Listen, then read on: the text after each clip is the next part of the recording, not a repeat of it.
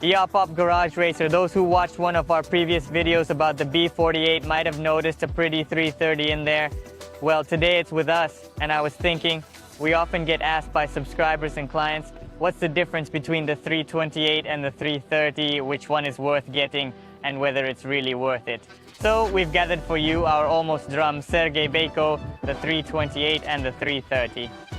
If you're interested, grab your popcorn and let's begin.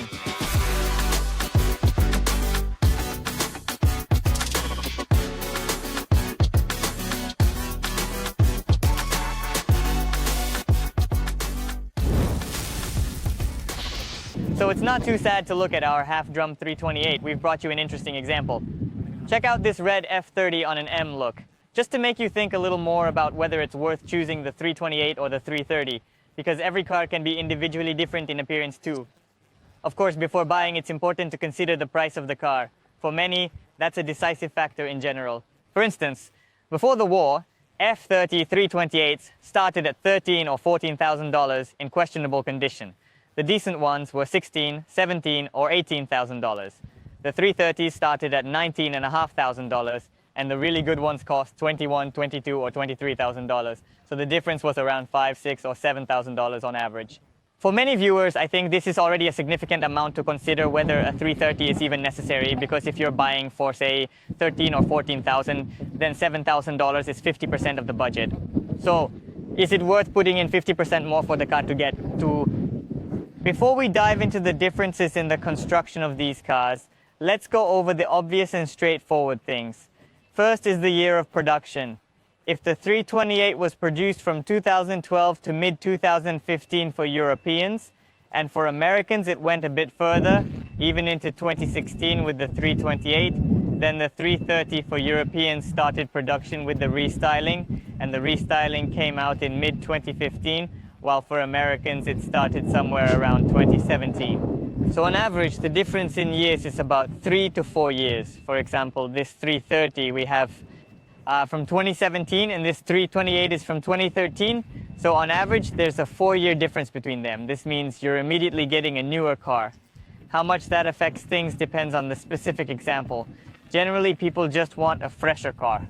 Here, my car is 12 years old. Imagine, they have been produced since 2012 and now it's already 2024. So if you buy a car, for example, that's 10 years old, like if it's from 2012, next year it will already be 11, and for many that's a psychological barrier, like damn, a 10-year-old car already feels old and they think it's time to replace it and so on. Although, in fact, now we'll tell you, in fact, there's not much difference. See, it will potentially, if you have that difference in years, you'll get lower mileage on average. So that's another plus point of the 330. Well, that's an obvious plus. There's already mileage affecting it, and both years and mileage affect small things. For example, in the interior, the seats will be less worn if you have a beige interior, and there will be fewer scuffs on the armrest. The door handle might be less scratched. Usually there are issues with start-stop, the trunk release button, or for example, the switches and buttons on the climate control. So there will be fewer minor defects in those details. Let's imagine that you still don't want to pay $6,000, $7,000 for some less mileage or a neater, less scratched interior. Or suppose you found a 328 that's in perfect condition with low mileage and you're satisfied with everything in the interior. For instance, it has 100,000 kilometers on it. So what would the fundamental difference be for you? Starting with the fact that I think it's important for 100% of BMW F30 buyers, the exterior. Since the 330 always comes with the restyling, while the 328 in 90% of cases is pre-restyling, and only rarely in America are there restyled ones, the main difference will be in the features of the restyling. The main difference will be in the optics. If anyone has seen our videos about the optics, especially check them out if you're interested in this topic. The link will be here. We talked about how the facelift comes with completely different headlights. That is, if in the pre-facelift we had these regular halogens, the cheapest package that no one likes and which really ruins the look, and there was also xenon, then in the facelift the halogens were of a slightly different type with little drops and daytime running lights, but they are very rare. There were no xenons, instead there were LEDs. And it turns out that in the facelift, Mostly, whether you look at American cars or on Autoria, we mainly have American 330, so they mostly have LED optics. This is a big advantage worth paying extra for from a potential buyer's perspective. Continuing with the headlights, in most cases, LED fog lights come with LED headlights. If you have the cheapest facelift package with halogens, you will most likely also get regular halogen fog lights. In the pre-facelift, there are both types. Here we have a facelifted car with LED headlights and LED fog lights. This adds value to the 330s, since owners are willing to throw in $2,500, sometimes $1,800, and when you add LED fog lights, they're ready to spend up to $2,000 just to get rid of that cheap package and upgrade the lighting and the car's exterior look. Continuing the topic of the facelift headlights, we've moved to the rear of the cars to show you the difference between the pre-facelift and facelift rear lights. For many, this is also a big plus because many pre-facelift owners want to retrofit these rear lights. But when they find out the price of the facelift European taillights, which can cost around $900 to $1,800 for new ones, and even used ones depending on where you find them, you can imagine that this adds value to the car. Also, don't forget that the top lighting in pre-facelift is xenon, which of course looks much cooler than regular halogens. You can see that here we have a pre-facelift 328 with xenon headlights. I think for many potential buyers, the difference between LED and xenon in terms of appearance is not that big. Plus, in terms of brightness, they're not much worse, maybe even the same. We've finished talking about the differences in headlights. Let's move on to another important element of the BMW F30's exterior, the body kits. If you haven't seen our video about body kits, check it out. Here's the link. The difference between M-Pack body kits is almost minimal. The differences are in the inserts depending on the configuration, like the inserts near the fog lights. There's a small difference in the rear bumper, but for someone who's not picky or a die-hard fan, most won't notice the difference at a glance. If you compare just the stock pre-facelift bumper with the stock facelift bumper, there's hardly any difference in the M-Pack kits for the 328 and 330. The M-Pack is the same for both pre-facelift and facelift. You can see here what the M bumper looks like on the car. Well, this is a facelift. It would look the same on a pre-facelift. You can see in the video where our drum is on the M bumper. As you can notice, the difference with the regular stock bumper is huge. But in this spot, there could have been a 330 with a stock bumper. And here we have a 328 with an M bumper. And you would definitely prefer the 328 with the M bumper. Well, those of you who watched our video about M-kits, we mentioned there that there's M-kit, M-look. It's kind of not factory made. It's like a Chinese one, but made to mimic the original design. And now check this out. We've got this juicy M30 here. Take a look at the video. By the way, this front hood is the bulged one, which is rare. It's a tuning mod. So check out how a pre-facelift model can look with an M-look bumper and lip. By the way, leave comments and likes on which one looks better, the black one with the M kit and lip or the red one with the M look kit and lip. Now let's move on to the juicy rears of our F30s. Just take a look visually. This is a stock bumper, this is an M package bumper, so the difference is obvious. Of course, this could have been a 328 and this one is a 330. But if you've already chosen the 330, don't rush. Check out the juicy rear of the 328. M look quad exhaust. You can transform your 328. Don't be disappointed when buying a 328. You can turn it into a beast, a candy, a bomb. Now let's move on to the perks that a potential 330 buyer gets in the facelift version. The difference isn't actually that big compared to the exterior. For example, this one has glossy climate controls. In the pre-facelift models, they're matte. But honestly, I don't think this really changes much for anyone. Plus, in the facelift versions, there's this little compartment that opens back and forth. It's a nice little bonus. I have a 2 Series, for example, and its compartment opens and closes like that. But in the pre-facelift model, it has this insert. You take it out, put it back in, it's probably already lost somewhere. So yeah, not the most convenient thing. There's also a difference in the lighting.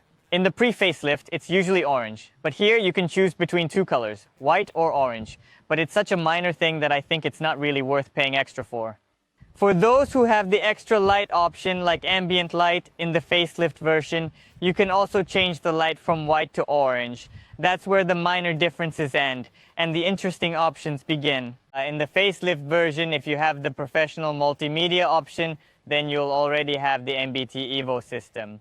In the pre-facelift, you'll have CIC and NBT. So potentially a 330 owner already gets a better multimedia system, and possibly even NBT Evo with Apple CarPlay compatibility. Just imagine a 330 owner already has NBT Evo ID5 as stock. That's a bonus that pre-facelift owners would be willing to pay additional thousands of dollars. For example, over $1,000 if you activate Apple CarPlay. Also, starting from 2017, the 330 has an available LED instrument cluster. It's also a cool option that costs over $1,000.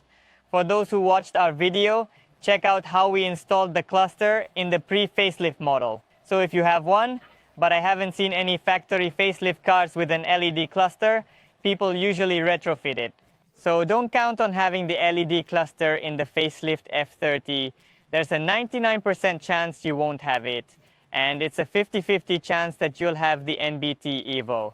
And in general, from my personal observation on the 330s from the US, I noticed that sport seats are more common. It's a nice option for drivers. And the sport gearbox, which is the sport electronic transmission and steering wheel with paddle shifters, is a nice bonus. Overall, if you compare the interior of the facelift 330 to our pre-facelift 328, you'll see that the facelift interior looks nicer and more pleasant. But that's just a probability factor. In theory, you can retrofit all this into a 328. But the question is, who would bother doing that? Don't be upset about your pre-facelift 328. There are, of course, some cool configurations. For example, we have this red pre-facelift 328. Check it out, it has sports seats with red stitching. There are cool red inserts on the dashboard. We want to retrofit those into our pre-facelift model. By the way, they cost $300. Imagine that, these inserts. Check out the sport steering wheel and the sport gear selector. Well, the only thing that stands out, of course, is the small screen. It would definitely be better to retrofit a larger one or install the NBT Evo, but that requires extra funds.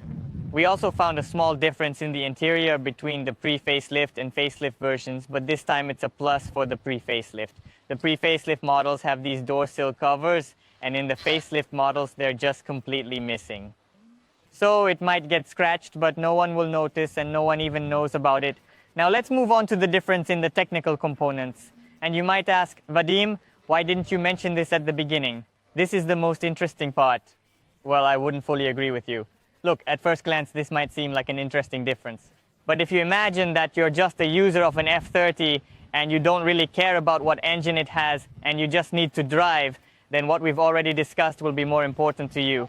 For some, the exterior will matter more. For others, the interior, or for some, it's the whole package. The technical part seems important at first glance. For example, the B48 and N20 engines. We made 2 videos about them. Make sure to watch them. And it might seem like there's a huge, massive difference. But in reality, from a user's perspective, this is just my personal opinion, based on experience. The real difference is that with the N20, you need to replace the timing chains every 100,000 kilometers, while with the B48, you don't. The cost difference used to be around $800, $900, but now with the exchange rate drop and the weakening of the hryvnia, the cost of the work hasn't changed. So now it costs around $700 to replace the chains. So, when there's a $7,000 price difference in cars on average, like we've seen, an extra $1,000 doesn't really matter. You could just get the 328 and replace the chains once every 100,000 kilometers, if needed. And it's not even a fact that you'll buy it with chains that haven't already been replaced, or that you'll need to replace them at that mileage. So, it's a very individual situation. If you look at the stock technical specifications, there's practically no difference. The 328 has 245 horsepower in stock, and the 330 has 252. No one will notice that, not by feel, not on a drag strip, nothing. If someone wants a more dynamic drive on stage 1 and 2, these engines show identical power and performance, so there's no difference here either. Even in terms of reliability, there's no difference on stage tunes. Our pre-facelift shows that. If you look at the small audience of enthusiasts who, for example, want to go for stage 3, like we did with the N20, or wanted to with the B48. Those enthusiasts don't even need to watch this video. They already know what they want: to take the B48 and try to squeeze out 400 stable horsepower from it, pushing a bunch of cars on the road. But that's a completely different topic, and this video isn't for that audience. 99% of 330 owners won't chip it beyond stage 1 or stage 2, so there's no difference whether you have a 328 or a 330. We forgot to mention that in the facelift 330, the issue with the steering rack is resolved. In the pre-facelift, there were bolts that would come loose, and there was even a recall for it, but in the facelift, this problem is fixed. However, from our experience, there are usually no problems with the steering rack in pre-facelift 328s. Rarely you might find a little play or something, but there's a repair kit for this issue, and the procedure is inexpensive and mostly resolves it. If I imagine myself as a potential buyer or a regular user of a BMW F30, for me there wouldn't be much difference apart from the exterior. And as you know, the exterior can be upgraded, modified, and made nicer or worse. The same goes for the interior. The differences are insignificant, and no one will pay extra for them, like the glossy climate control, for instance. It doesn't matter. Overall, if you look at it, the performance is almost identical, the power is the same, and the reliability will be about the same for 100,000, 200,000 kilometers, except for the timing chains. So for the end user, there's not much difference. I believe the difference is minimal. Here's the exact translation. If they sit in both cars with the same configuration, they won't notice any difference whether they're driving a 330 or a 328. So overall, my brief answer to those who ask is that the main difference is in the timing chains and their replacement at certain mileage.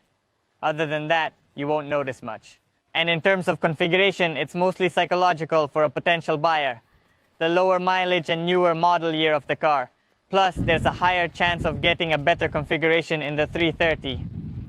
So the choice is up to each person whether it's worth paying extra for this difference. I think that this small difference in driving characteristics is exactly why there are so many more 328s. Plus, of course, they started production earlier, there are many more of them, they're cheaper, and they're extremely popular among BMW enthusiasts. This F30 model will remain the most popular over time. For those unfamiliar with BMW, besides engine reliability, they'll ask, Vadim, how do the transmissions hold up? Well, we've got plenty of videos about that. You can check out our video on transmissions. In short, I'll say the difference between the facelift and pre-facelift is very small. The pre-facelift has the 8 HP 45, which handles about 450 Nm of torque, while the facelift has the 8 HP 50, which handles up to 500 Nm of torque. For the average user, there is indeed little discernible distinction between the two options. Both alternatives offer reliable performance, leaving no need for concern regarding their dependability. The same applies to gearboxes, half axles, cardan. It all does not fail. There is no point in even thinking about it.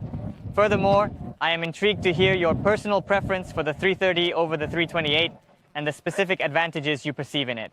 Sergey Beko correctly highlights that individuals fixated on low mileage between 40,000 and 50,000 kilometers will encounter significant difficulty in finding a 328 with that mileage, whereas encountering a 330 with comparable mileage is more commonplace. Share your opinion. Which category do you fall into? What did you choose? And what would you choose if you didn't have an F30 but were looking to buy one now? Don't forget, the war is still ongoing in our country. Support the armed forces of Ukraine, territorial defense, and volunteers. Glory to Ukraine, death to the occupiers, and we're off to get to work.